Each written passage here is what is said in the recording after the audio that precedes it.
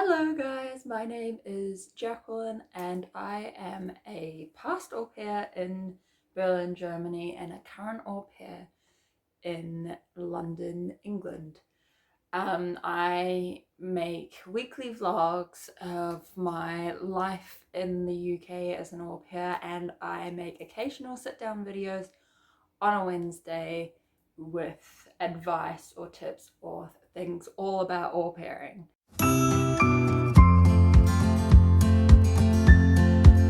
Today I decided that I would do a video about some funny, stressful, just different au pair stories that I have. As I said before, I was an au pair last year in Berlin for a year, and I've now been in the UK for about 7 months.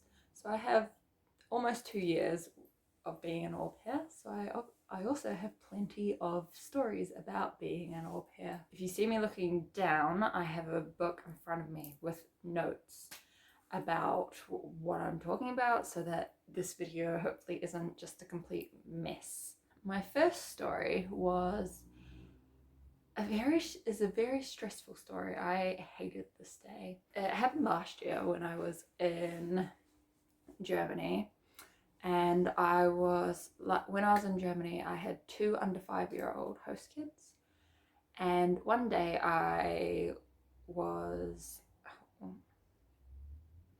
anyway, on the day of the story, I was looking after the youngest of the 2 host kids and one of his little friends from Quito came around to play at our house for a couple of hours. My host dad was out, my host mum was working upstairs in the office upstairs, so I wasn't completely alone with him because I was quite nervous looking after someone else's child that wasn't my host child. On this play date day, it went really well. We spent a couple of hours playing, and we were playing outside.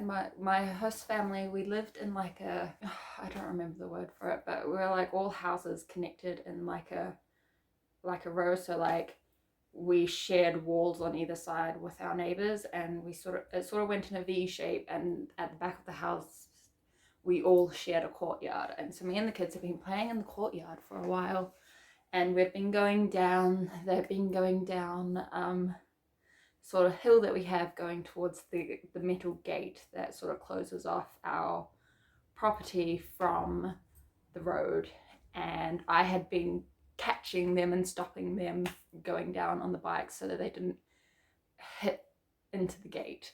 And we've been doing that, and then I noticed that my host kid had a toilet accident. So I took both the kids inside and I was sorting out my youngest host kid, and then his friend's mum came, knocked on the door. I opened the door. She was there obviously to pick up her son. I called my host mum down. The host parents were talking. I kind of wasn't, because they were speaking in German, and I get really tired really fast when I speak German. So I was more still focusing on the kids a little bit.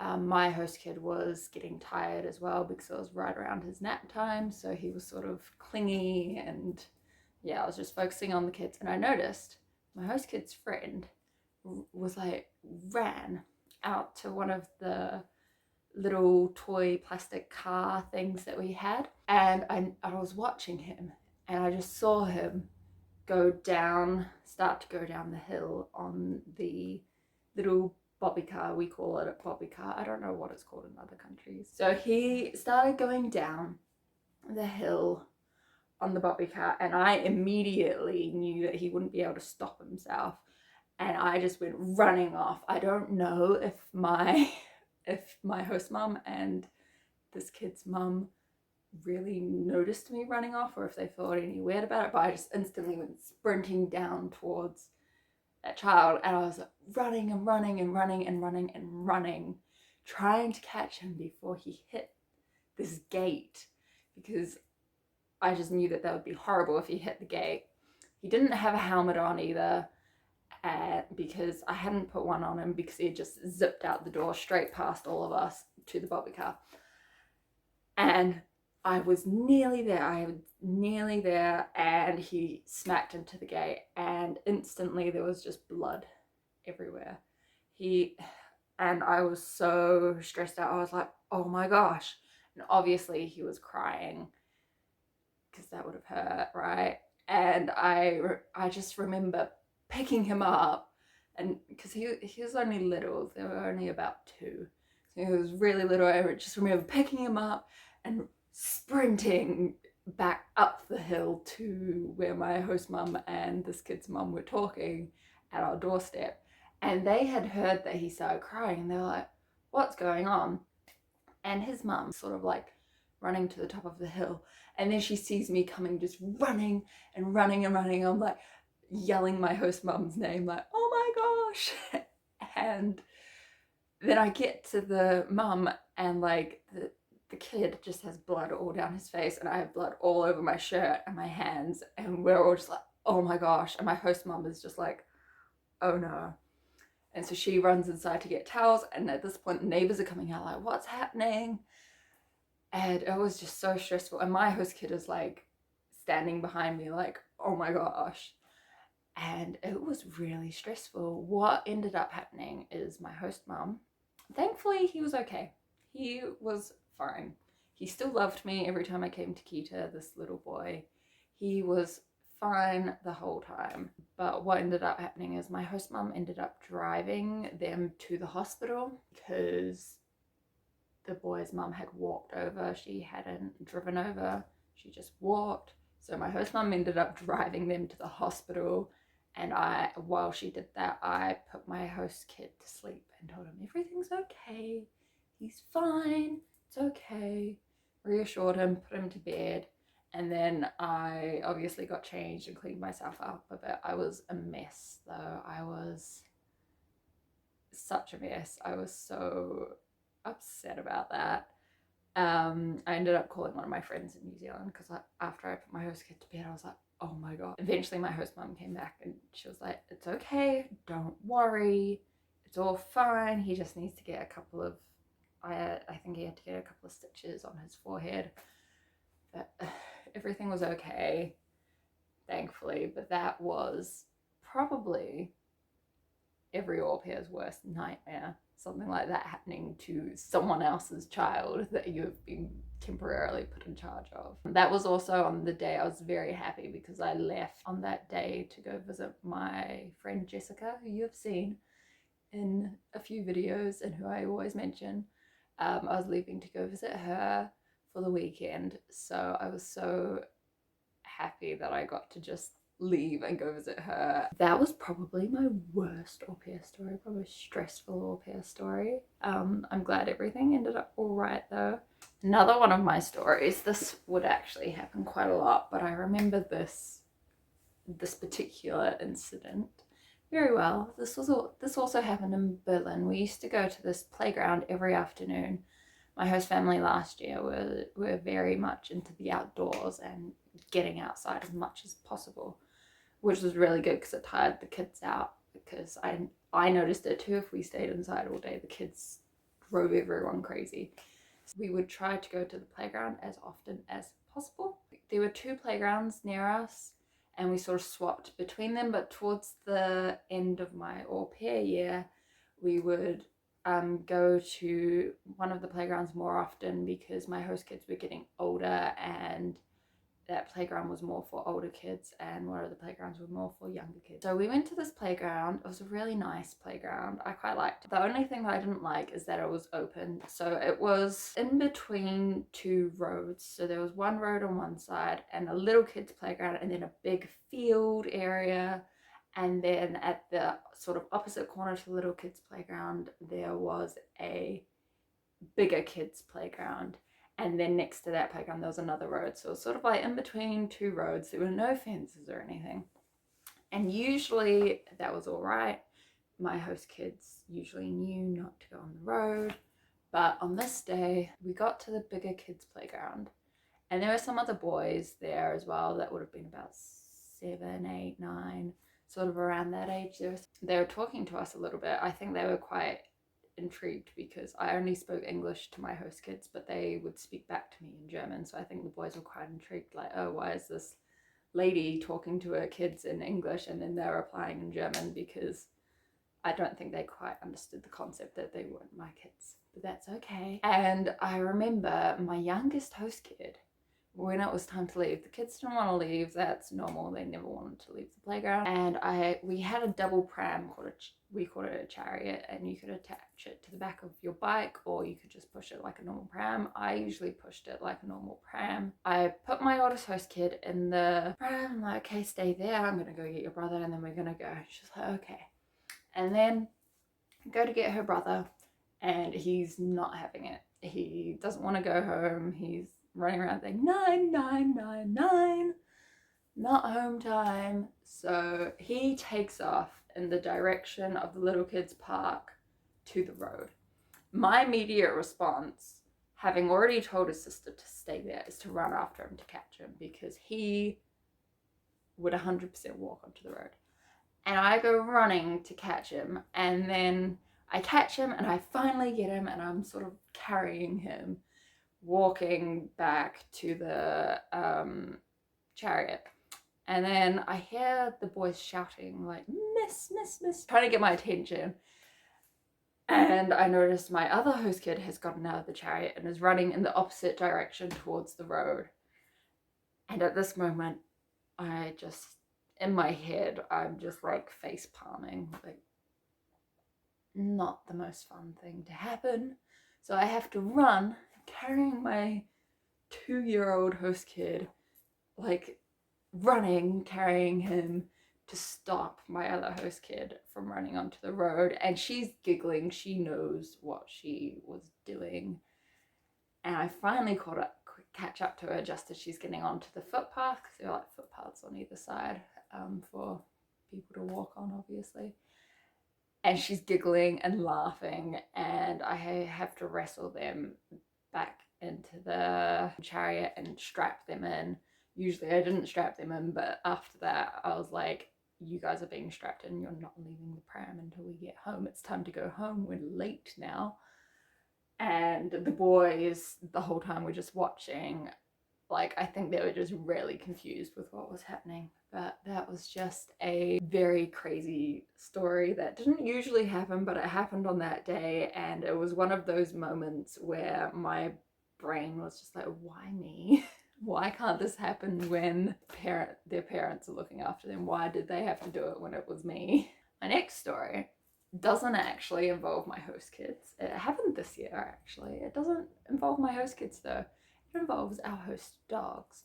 I don't always put them in the vlog. I would show you them now, but my host family has taken them out with them because I'm alone in the house. And so we have 2 dogs. They're very cute. Their names are Betty and Daisy, and they are the cutest dogs ever. I've probably put them in vlogs before. They love sleeping on my floor and coming into my room and saying hi to me, and they like sitting near me when I sit in the lounge. They like sleeping in the middle of the kitchen when I'm trying to cook dinner. They're the sweetest dogs ever. They barely ever bark. They only ever bark when someone comes to the door, usually, that I've noticed, or occasionally if a dog walks past, or, as I've definitely mentioned in a previous vlog, if there is a fox in the middle of the night sitting outside our glass back doors, then they bark, but they don't usually bark. And one morning I was up.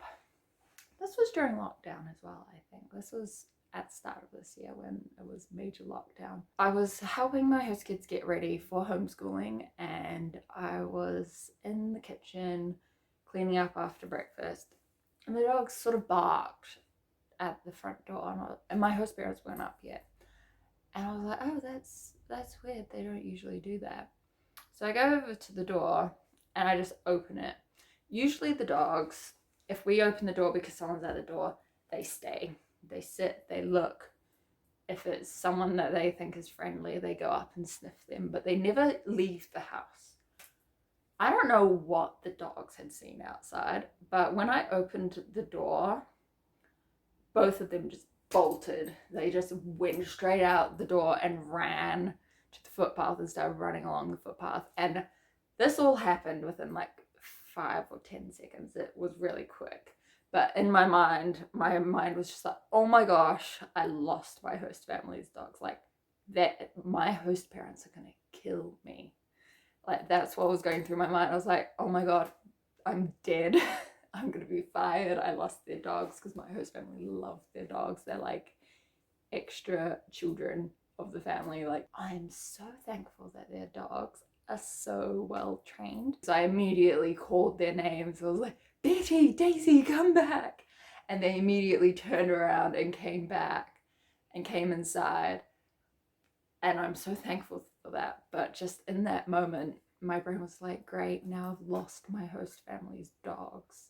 And this is all my fault. I wouldn't have liked to see how that would have gone if they didn't come back when I called them. It probably would have been me chasing them down the road, trying to catch them. This is my last story for this video. I might do another video if I can think of some more funny stories, or if you guys like this video, or if any more funny things happen. But this is my last story for this video. This happened within 6 hours of me arriving in Berlin last year. So last year, my host family lived in a, I want to say 3-story house, because it had 3 flights of stairs to go up. That makes it sound like a massive house. It was really the size of a normal sized house. It was just built upwards, not outwards. My room was on the top floor. The only things on the top floor were my room, the host parents' office, and my bathroom. That's it. The kids and my host parents slept downstairs. Downstairs there was a lounge, dining and kitchen area with like a toilet to use there. And then we had like the basement where we kept all our shoes and the washing machine and stuff. That's sort of how the house was laid out. Now these stairs, my host family last year had beautiful wooden floors. It was so beautiful. But as I quickly learned, one of the steps, the bottom step of the flight of stairs that led up to my room, blended very well in with the wooden floors. It was the grain of the steps sort of was in line with the way the grain of the wood for the wooden floors were going. On my first day that I had arrived in Berlin, I had gone upstairs to sort of unpack a bit, lie down, relax, because I think I landed at like 6 in the morning. It's crazy early. At this point in time, my host mum had taken my oldest host kid, who had had the day off kindergarten, to pick me up with her to pick my youngest host kid up from Kita, because obviously she's not, like, I wasn't in a good enough state to look after her child. Her child didn't want to be left with me because I'm a stranger, all that. And my host dad was at work. So I was alone in the house, and I was walking down the stairs because I was going to go sit in the lounge and read until they got back. And I was walking down the stairs, and I didn't see the bottom step. Completely missed the bottom step because it blended in so well to the floor. And I go falling. I hit my head on the hallway wall opposite the stairs and go sprawling across the hallway. I had my phone in my hand. I wasn't on my phone, but it was in my hand. That almost falls down the next flight of stairs. I just go sprawling, and I'm just lying there like, oh my god. If someone had seen me, I would have looked ridiculous. And I had like a little bump on my head. I actually had like a little cut there.